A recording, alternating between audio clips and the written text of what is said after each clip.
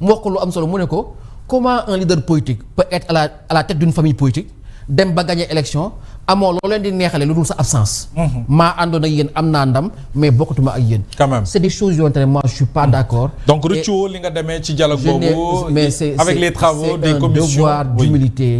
wax naa ko léegi acteur politique Sénégal amul kenn lu muy jaay sa morom xam nga lu am solo. mooy humilité.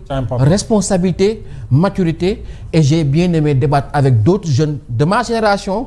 moins jeunes beaucoup plus âgés c'est magnifique de voir un Ngagne Demba Touré débattre avec un Serigne Mbaye Thiam débattre avec Diagne Fada xam nga ñii ñoo nekkoon fële à l'époque yenn saa ñu tooñ kafre yi ba ngeen fi nekk defu leen ko yéen a fa yéen waxoon da ngeen koy changer dans une tempérance. loolu mooy démocratie des femmes c'est ça la démocratie et c'est comme ça que la démocratie vit.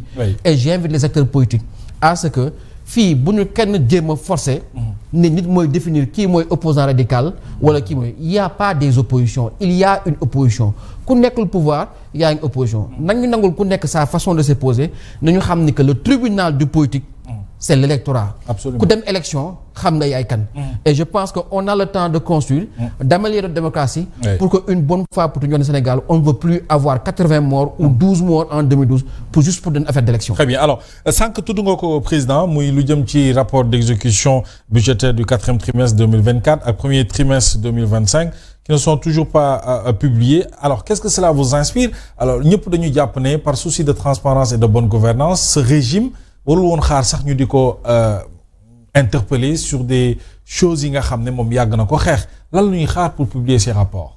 Déjà man maa ngi toujours quand je vois des aspects ay aspects ci débat public Sénégal nekk à ce niveau dama koy rafetlu. Oui c'est débat public Sénégal noonu la war a mel. c'est ça débat économique débat idéologique débat économique débat ça doit jamais être des débats de personnes. ay saaga xaju fi nañ ko wax. Aujourd'hui ce régime là c'est dafa nekk élément bu leen di coincer parce que tey xam nañ ni ko opposition bi mu ngi leen xaar si loolu. xam nga ñoom ñoo doon wax ni que ñoom ñoo rehausser débat public ñoom ñoo fi indi débat intellectuel loolu lañ jaay Sénégalais yi. mais bu ñu bëggee débat nañuy génnee données yooyu. mais au-delà de ça daf ñu war a interpeller en tant qu'acteur. tey buñ la acteur politique et je félicite les parlementaires comme Thierno Alassane Sall ci question yu bind sur l'endettement du Sénégal. Au-delà du chiffre yi ñuy énoncé tey man dama xamoon ni. dama liggéey ci émission obligataire ville de Dakar. bokkoon naa ci équipe bi koy liggéey. d'ailleurs xam nga émission obligataire boo ko defee bu ñu da ngay def lu ñuy wax roadshow maanaam da ngeen di wër ci investisseurs yi ak ñi mën a jënd seen obligation pour que ñu mën a présenter leen ko. vous avez chaque fois bu émission obligataire amee da ngeen gis ci mbedd Dakar yi ay panneaux publicitaires du wane obligation yi taux bi ak yooyu. c'est pour intéresser mais da ngay fi gis léegi ay émissions obligataires des montants très importants yoo xamante ne gisoo roadshow gisoo campagne de communication. donc mooy li nit ñi di wax ne quelque part aujourd'hui on est en train de nous endetter. mais quelque part pour des investisseurs qui ne sont pas nationaux. alors que bu leen fàtte ni ces gens-là ont été élus en nous parlant de patriot bond. en nous parlant de trucs. Et aujourd'hui, ils sont totalement en porte-à-faux et en contradiction avec ce qu'ils ont dit parce que les difficultés économiques sont là. D'où l'importance qu'il y a à en parler sereinement parce que boo xoolee endettement bi ñu wax plus de 1600 milliards. 1600 avec 70 émissions yi nga xam ne dut nañ ci baaraam 70 émissions de titres de créance sur le marché obligataire de l'UEMOA avec justement je vous donne le chiffre exact 1694 milliards de francs CFA ci taux. bi nga xam ne xam nañu ko ñëpp 7%. 7,9 quand même. dafay rejoindre li mu lay wax sànq man le problème Sénégal du problème économie. problème Sénégal problème avenir la. dañuy wax ni nos emprunts d'aujourd'hui sont nos impôts de demain. tout à fait. suñuy boru tey mooy suñu impôt wu ëllëg. ndax alaakulli yàlla dañ ko menes na ko fay. premier ministre dafa def DPG. le 27 décembre. DPG bi ni ma ko présenté waxtaan nañu ci chaîne show bi moo fi mujj. dafa ne lii lañ fi fekk.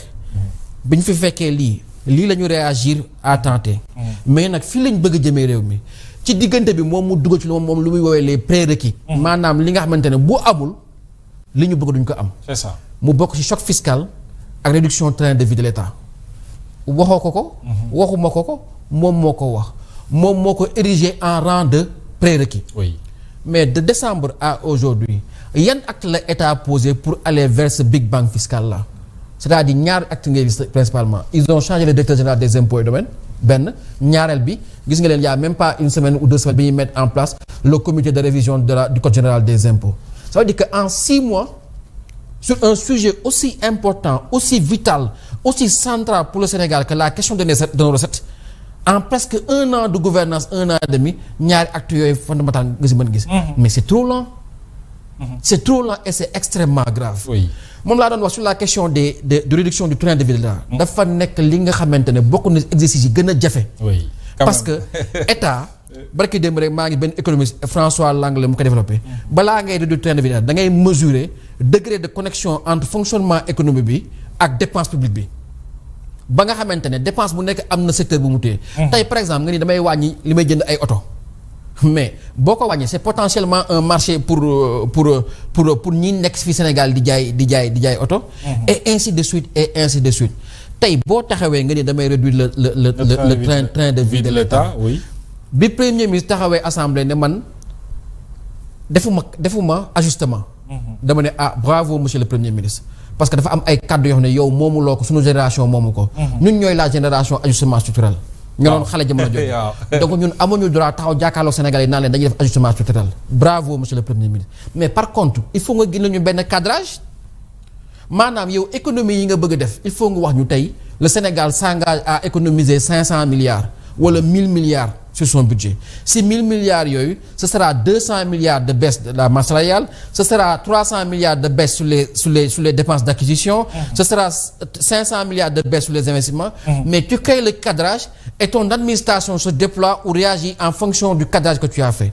Mais soo ko deful mais dañuy toog gis benn DG qui ne la j'ai économisé 3 milliards qui ne la économisé 30 milliards yow en contrepartie nga poser ay actes yu nga xamante ne forcément peut-être moi j'ai pas de problème à ce que le premier ministre fasse une tournée avec un jet wala ay en tournée truc mais c'est toi-même qui rend ton action brouillon c'est-à-dire kenn mënul lire li ngay def et c'est pour ça que aujourd'hui on a un problème de lisibilité et c'est pour ça que le débat public est très compliqué. Alors Babacar ci leb boobu ñu leb aujourd'hui Thierno Alassane Sall tudd nga ko sànq dafa interpeller justement le régime actuel ci naam leb ngeen lu toll koppar gi ni toll waaye xamuñu ba léegi sénégalais yi xamuñu ko et même les parlementaires xamuñu ko fan ngeen dugal xaalis boobu ça aussi c'est un problème et les Sénégalais ont le droit de savoir Assemblée nationale war na mën a xam xaalis boobu fu mu dugg. merci beaucoup moo tax ma ne la problème Sénégal problème mu avenir la. xam nga Mohamed boo nekkee ci crise comme ni ñu ko nekkee nii xam nga danger bi lan la. mooy que ñun suñu dëkk bi du ñu investir. dëkk boo dul investir doo préparer avenir. pendant ce temps là yow say investissement ni muy wàññeekoo ni muy wàccee mais sa population mu ngi yokk.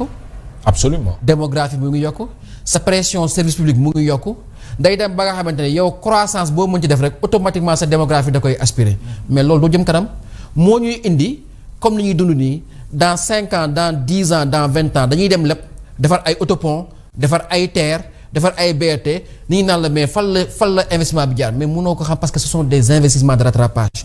ñun on passe le temps à courir sur un passé alors qu'on doit préparer l'avenir.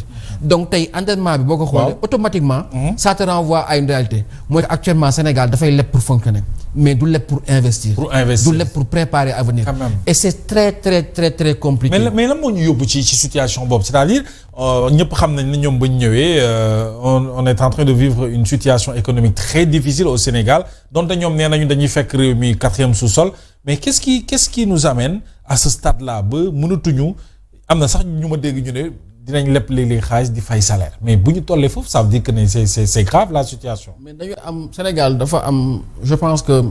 sans le faire le procès man d'accord uma ak premier ministre bu mu génne def sortie yooyu parce que je me suis dit que tu t'es compliqué la vie toi-même alors que dañ la fal avec une légitimité d'action avec une légitimité d'innovation avec une légitimité de réforme yow nga ñëw xajamal yépp ne yow.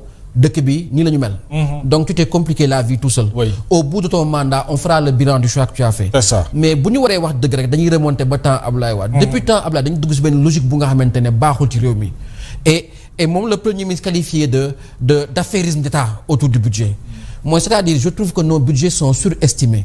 man dama ko dund administration bi may liggéey par exemple ñun bi ñuy ñëw mairie Dakar ñu ne budget mairie Dakar da ngeen di ñu ne 60 milliards non mairie Dakar mësta dépasser 25 milliards de recettes.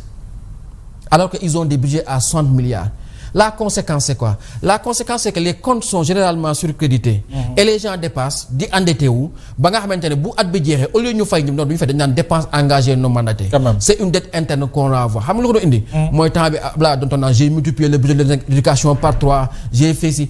Donc nous on est un pays quasiment qui à la limite a vécu au-dessus de ses moyens et qui de manière récurrente fait face à des crises et qui réagit en fonction de ces crises. Quand tu vis au-dessus de ses moyens moom moo lay indil ba bu ñu demee mois de juin wala da ngay gis on est quasiment à fin de budget administration bi ay coupes budgétaires la ñuy dëkkee et la réalité des résultats probants ne répond pas à la réalité du budget qu'on a voté qui est surélevé. Bien sûr.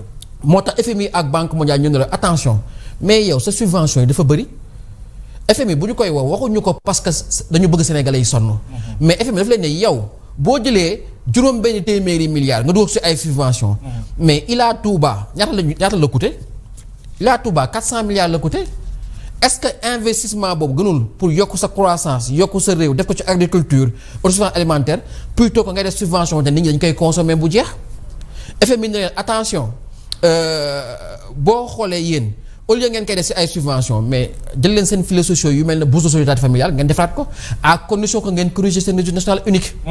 tu vois je dire. donc loolu yëpp mooy suñu réalité ba nga xamante ne booy xool suñu budget bi ñuy voté loi de règlement 2021 et ça pour indi un peu li may wax ci crise yi dañu gis ñu jógee ci Covid bi muy 2 ans yu métti 2001 2021 ma ni ministre des finances xoolal budget bi dafa nekk un budget de crise et un budget de reprise. Oui.